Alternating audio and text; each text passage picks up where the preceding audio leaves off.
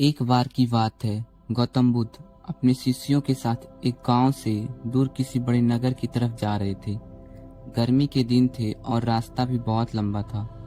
गौतम बुद्ध अपने शिष्यों से बहुत देर से चल रहे थे, जिस वजह से उन्हें बहुत प्यास लगती है।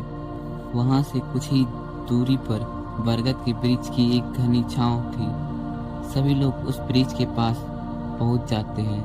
महात्मा बुद्ध अपने शिष्यों सहित वृक्ष की घनी छाया के नीचे विश्राम करने लगते हैं। बहुत देर से चलने की वजह से सभी का गला प्यास से सूख रहा था। यह बात बुद्ध जानते थे। बुद्ध ने अपने एक शिष्य से कहा, आप इस बरगद की छाया से 20 कदम दूर जाकर बरगद की 2 बार परिक्रमा करके वापस आओ।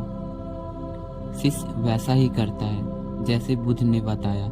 परिक्रमा के बाद जब शिष्य महात्मा बुद्ध के पास आया तो बुद्ध बोले कि क्या आपको किसी ठंडा हवा का अनुभव हुआ था? शिष्य बोला, हाँ महात्मा बुद्ध, उस उत्तर दिशा की तरफ से मुझे कुछ ठंडी हवा की अनुभव हुआ था। शिष्य की यह बात सुन महात्मा बुद्ध शिष्य से तुरंत बोले कि उसी दिशा में चले जाओ, जहाँ वहाँ से कुछ ही दूर पर एक तालाब अवश्य मिलेगा। उस तालाब से सबके लिए पानी ले आओ। शिष्य उसी दिशा में जब कुछ दूर जाता है तो वहाँ सच में एक तालाब होता है। तालाब देख शिष्य बहुत प्रसन्न होता है और तालाब के निकट जाकर जैसे ही तालाब से पानी भरने वाला होता है, तभी शिष्य की नज़र वहाँ दूर तालाब में कपड़े धो रही कुछ स्त्रियों पर जाती है। यह देख शिष्य मन में सोचते हैं कि यह पानी तो गंदा हो गया है। लेकिन जब शिष्य ध्यान से तालाब के पानी को देखते हैं कि अभी भी तालाब का कुछ पानी साफ है, इतने में 2 बैलगाड़ी जोर से तालाब के किनारे से होती हुई निकल जाती है। बैलगाड़ी के पहिए तालाब के मिट्टी के ऊपर इतनी जोर से निकलती है कि तालाब के नीचे बैठी बहुत सारी मिट्टी तालाब के ऊपर आ जाती है, जिस वजह से तालाब का बचा हुआ पानी भी गंदा हो जाता है। यह देख शिष्य बिना पानी लिए क्रोध से महात्मा बुद्ध के पास वापस चला जाता है। शिष्य बड़े ही निराश भाव से महात्मा बुद्ध को सब बात बताता है। शिष्य की बातें सुन सभी शिष्य बोलते हैं कि हमें तुरंत यहाँ से निकल जाना चाहिए, किसी दूसरी जगह पानी की खोज करनी चाहिए, वरना प्यास के मारे जान निकल जाएगी। इधर महात्मा बुद्ध सभी को शांत होने के लिए कहते हैं और बोलते हैं कि धीरज रखो, कुछ देर यहीं ठहरो, उचित समय आने तक संयम बनाए रखो। सभी महात्मा बुद्ध की बात सुनकर शांत हो जाते हैं और वहीं बैठ जाते हैं। कुछ समय बीत जाने के बाद महात्मा बुद्ध फिर से अपने शिष्य को उसी तालाब से पानी लाने के लिए कहते हैं। शिष्य बिना कोई सवाल किए उसी तालाब से पानी लाने के लिए फिर से चला जाता है। तालाब की हालत देख शिष्य को यकीन नहीं होता। तालाब का पानी पूरी तरह से साफ होता है। यह देख शिष्य बहुत खुश होता है और पानी भरकर महात्मा बुद्ध के पास जाता है। सभी पानी पीकर अपनी प्यास बुझाते हैं, लेकिन अभी भी सबके मन में ये एक सवाल था कि आखिर यह चमत्कार हुआ कैसे? तालाब का सब पानी तो गंदा था। उन्हें लगा कि जरूर ये बुद्ध की शक्ति है।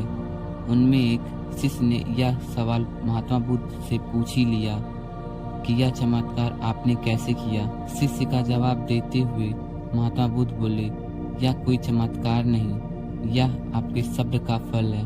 यह फल है आपके सब्र बनाए रखते हुए उचित समय का इंतजार। जितनी देर हम सब लोगों ने सब्र किया, उतनी देर तक तालाब की पानी के ऊपर तैर रहे सभी गंदे तत्व और मिट्टी तालाब के पानी के नीचे बैठ रहे थे।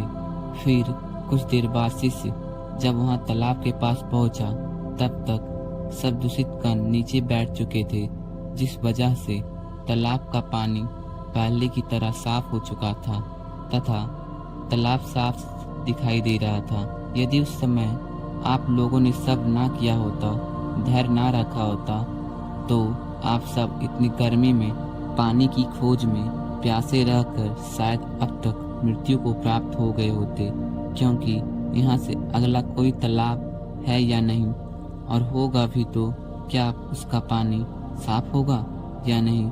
इन सब कारणों से आप कभी प्यास ना बुझा पाते और प्यास से मर जाते। फिर इतना बोलने के बाद महात्मा बुद्ध शिष्य को एक सीख देते हुए कहते हैं कि जैसी स्थिति हम लोगों की समझ आ जाई है, वैसे ही स्थिति और मुश्किल दौर जिंदगी के हर मोड़ पर आएंगे। तब उस समय भी आपको ऐसे ही संयम बनाए रखना होगा और अपने विवेक से काम लेते हुए ही उचित फैसले के साथ सही नतीजे पर पहुंचना होगा। हर मुश्किल दौर में सब्र रखते हुए ऐसे ही शांत मन से ही कोई फैसला लेना चाहिए जिसका आपके और दूसरे के लिए अच्छा हो, क्योंकि ऐसी स्थिति में लोग अक्सर गुस्से में आकर अपना सब्र खो देते हैं और गुस्से तथा जल्दबाजी में गलत काम और फैसला कर बैठते हैं, जिसका बुरा परिणाम उनको भविष्य में देखने को मिलता है, जिसमें खुद का नुकसान अधिक होता है।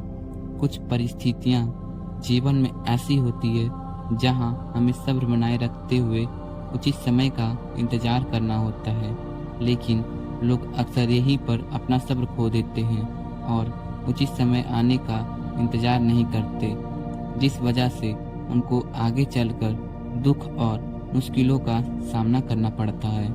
तो दोस्तों, आशा करता हूँ कि यह कहानी सुनने के बाद आप लोगों को कुछ सीखने को मिला होगा। तो इसी तरह का अगर आपको कहानी चाहिए तो इस चैनल को सब्सक्राइब कर लीजिए। धन्यवाद।